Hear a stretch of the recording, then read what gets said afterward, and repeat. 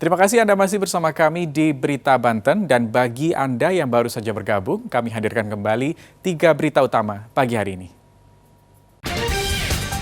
Ratusan warga Lebak terjangkit DBD, 4 meninggal dunia.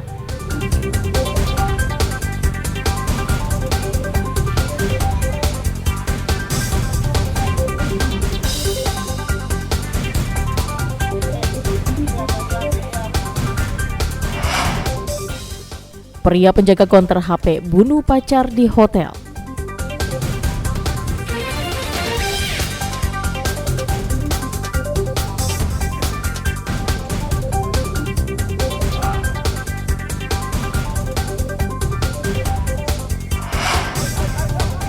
Pembongkaran hiburan malam ricuh, PLT Wali Kota dan kuasa hukum adu mulut.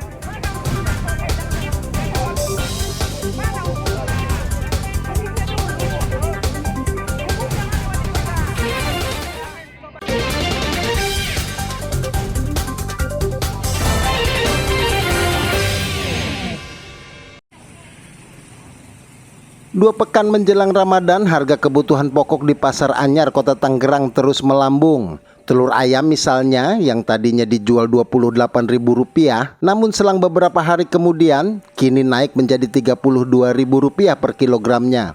Tak hanya telur ayam negeri, kenaikan harga juga terjadi untuk jenis telur ayam kampung, naik dari Rp3.000 menjadi Rp4.000 per butirnya.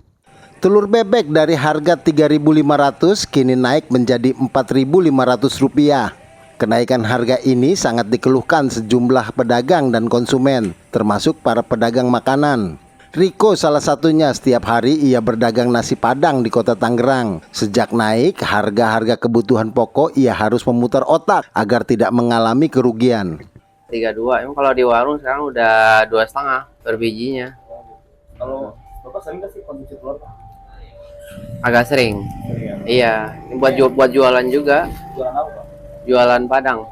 Buat isi usus. Nasi Padang ya? Iya. Terus gimana, Pak, dengan kenaikan harga telur ini? Iya, kita bingung sekarang mau naikin dagangan juga nggak mungkin. Tambah dengan harga-harga lainnya, Pak? Iya, harga-harga lain, beras, sembako pada naik semua. Menurut pedagang, sejak naiknya harga telur, pendapatan mereka ikut menurun karena banyak konsumen yang mengurangi jumlah pembelian telur. Udah kenaikan. Sudah sejak berapa hari? Baru 2 hari ini 2 hari ini. ada kenaikan. Terus Merata. Alasannya apa sih kenaikan, Pak? Alasannya kenaikan. Apa karena dari stok sana? Stoknya biasanya. Stok ya? Stoknya terbatas, mungkin harga pakan naik atau gimana. Nah, untuk konsep jualan gimana nih, Mas? Ya sedikit menurun kalau harga tinggi. Sementara itu, hingga saat ini harga beras belum mengalami penurunan harga. Akibat tingginya harga beras, pendapatan pedagang juga menurun hingga 50%. Harga beras paling murah sekarang 16 ribuan. Kalau Bapak boleh tahu, Pak, itu kenaikan sudah sejak tanggal dan kapan sih, Pak? Ya awal Februarian. Ya. Nah, gimana, Pak, ini untuk menyiasati omset penjualan, Pak? Omset agak menurun juga, Pak. Agak menurun. Ya. Nah, untuk pelanggan sendiri gimana nih, Pak? Pelanggan juga sama, ngeluh juga. Ya mahal harganya. 1 kilogram beras yang biasa dijual Rp12.000–13.000 saat ini dijual dengan harga Rp16.000–17.000. Tidak menutup kemungkinan harga kebutuhan pokok warga akan naik karena semakin dekatnya bulan Ramadan. Masyarakat dan pedagang berharap pemerintah segera menurunkan harga kebutuhan pokok. Ariel Maranus dan Taufik Saleh melaporkan dari Kota Tangerang. Mendekati bulan Ramadan, sejumlah kebutuhan pokok terus merangkak naik. Setelah beras dan cabai, kali ini kenaikan juga terjadi pada daging dan telur ayam, seperti terpantau di Pasar Tradisional Rangkas Bitung, Kabupaten Lebak. Saat ini harga telur yang biasa dijual dengan harga Rp25.000 kini sudah menembus harga Rp30.000 per kilogramnya. Sedangkan untuk daging ayam potong mengalami kenaikan, harga dari Rp34.000 menjadi Rp38.000 per kilogramnya. Kenaikan juga terjadi pada kebutuhan lain seperti gula pasir yang harganya naik dari Rp17.000 kini menjadi Rp18.000 per kilogramnya. Sedangkan untuk minyak goreng mengalami kenaikan sebesar Rp1.000 per liternya. Warga mengaku sangat keberatan dengan banyaknya komoditas yang mengalami kenaikan harga, apalagi di tengah kondisi ekonomi yang cukup sulit seperti saat ini. Gara-gara kamari 30. kemahalan nggak sih Bu? Kemahalan lah. Biasanya sebelumnya Ibu beli berapa? 25. Sekarang 30. telur yang naik apa lagi tuh? Gula, Terus apa lagi Bu? minyak sayur, beras iya. Paling besar apa tuh? Paling sangat berpengaruh nggak sih Bu sama apa? Atau iyalah. Mahal beras mah gimana makannya, Pak? Oh gitu. Nggak, yang lain-lain ini naik ngaruh nggak ke Ibu nih? Ngaruh lah. Menurut pedagang, kenaikan harga ayam potong sudah terjadi sejak 1 pekan terakhir dan diperkirakan akan kembali naik mendekati bulan Ramadan. Untuk ayam Ya ada. berapa sekarang? Sekarang diangkat 38.000. Udah 38.000. Iya. Awalnya? Awalnya kemarin masih 32, naik lagi 35, sekarang udah 38. 38. Ini diprediksi akan naik lagi nggak sih? Prediksi saya sih pasti naik lagi. Kapan biasanya? Biasanya seminggu sebelum Ramadan udah naik lagi. Tapi ini masih sekitar 2 pekan ke depan ya? Iya. Ramadannya. Udah naik nih. Udah naik. Warga berharap pemerintah dapat segera melakukan intervensi agar harga-harga kebutuhan pokok warga bisa segera terkendali.